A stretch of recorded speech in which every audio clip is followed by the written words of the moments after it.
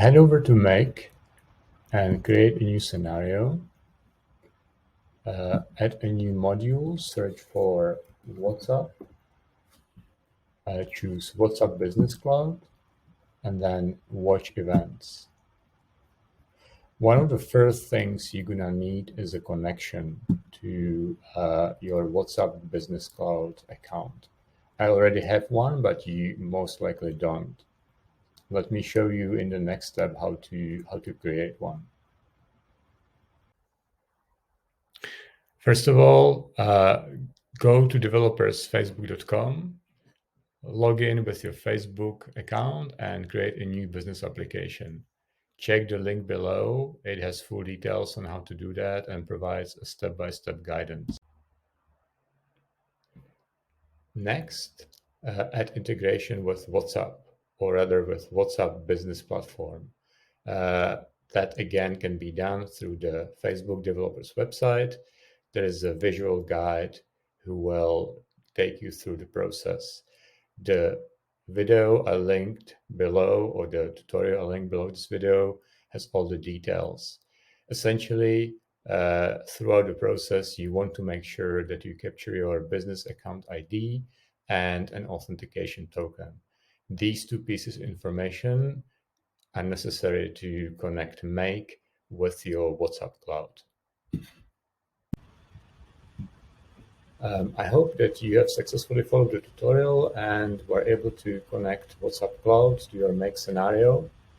In the meantime, I have created the entire pipeline, but don't worry, I will talk you through each and every step. For now, we're still with step 1, where we want to make sure that in my scenario, I'm able to capture the incoming messages. Let me just run this one module, and on my phone I'm going to send a test message, hello world,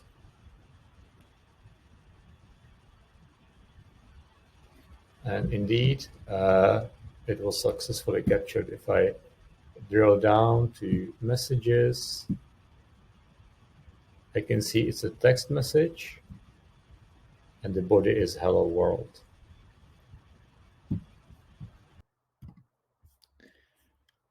WhatsApp Business Cloud receives messages as in bulk, as an array, which makes a lot of sense because, as you can imagine, people typically send multiple files, images, videos, along with text messages. So it arrives as a whole bunch. That's why I'm using an iterator here, basically saying iterate over an array of messages. This one. Now, each message comprises a number of interesting fields. Obviously, in my case, I sent a text message. Again, we can see the content here.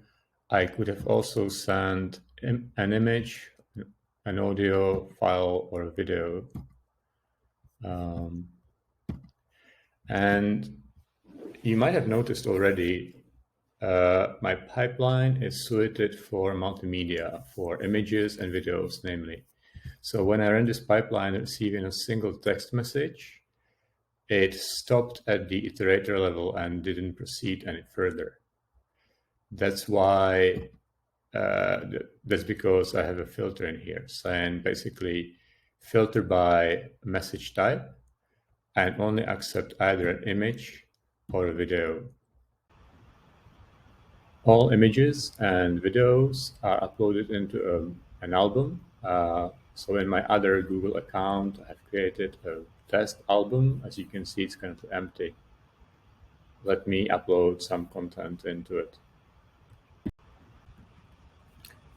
Let me send an image.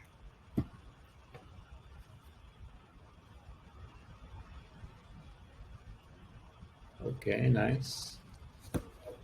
This time, the message made it through the entire pipeline and hopefully was also uploaded into the album. We will check that in a minute.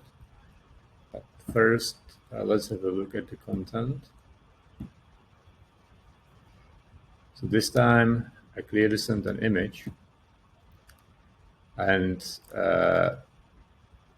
this is the MIME type, and more importantly, the media ID.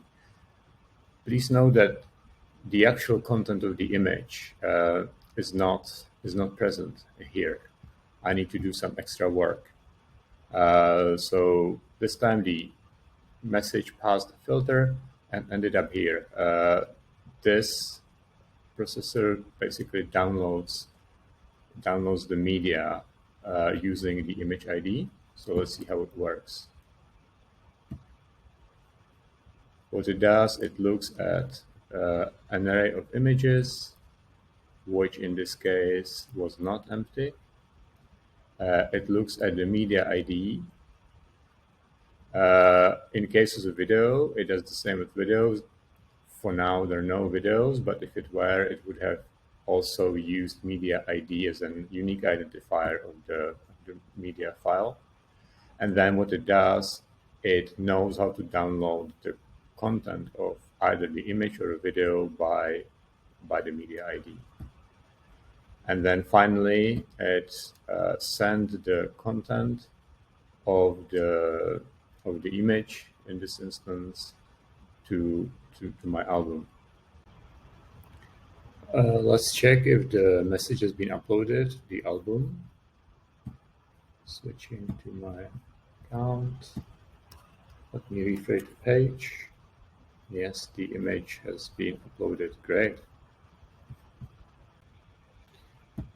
Now, let me send a video.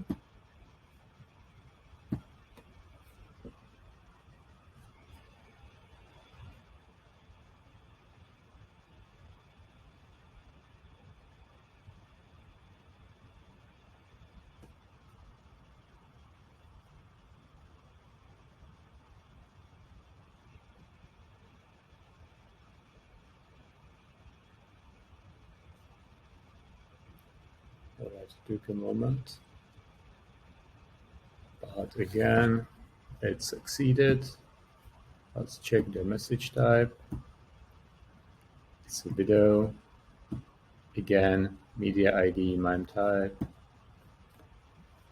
And then ultimately landed in the album in this format. Let's check briefly the album, whether the file has actually arrived. So far there is an image from the previous attempt. So if I reload the page, then there's a video. Hopefully I can also play it. Nice. Okay, that's all I wanted to show you today. I hope you had fun exploring WhatsApp Business Cloud integration in Make with me. In summary, I showed you how to connect WhatsApp Business Cloud, listen for incoming messages, filter them by type, and do something meaningful with them. In this instance, uploading them to a private album. Check the links below the video. They have details on how to exactly go about Facebook setup, etc., etc. There's some integration work that needs to be done for this demo to work. Otherwise, thanks for watching. Obviously, I also attached the blueprint of the scenario so that you can test it on your own and tweak it as you need. Thank you, and see you around next time. Bye.